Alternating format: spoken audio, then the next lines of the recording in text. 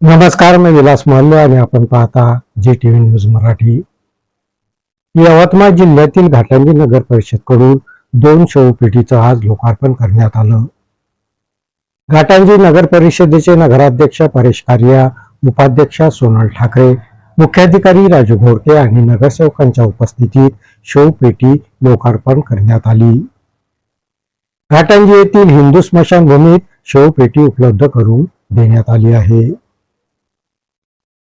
यवतमाळ जिल्ह्यातील घाटंजी हा आदिवासी बहुल तालुका आहे।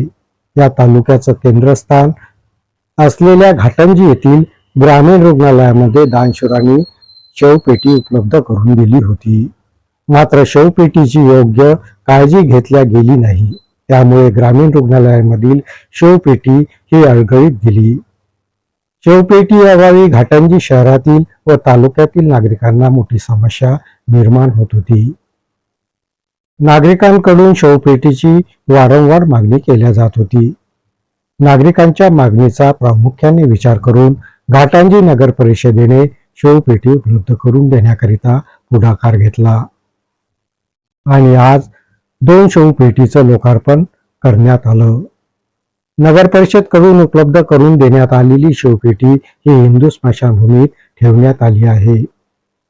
या ठिकाणावरून नागरिकांना ती उपलब्ध होणार आहे।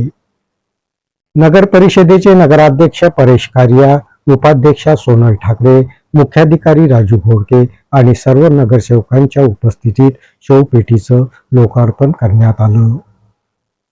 या बातमीपत्रात इथेच थांबतो। परत भेटूया नवीन बातमीपत्रात। तोपर्यंत पाहत राहा जी-टीव्ही न्यूज मराठी। नमस्कार।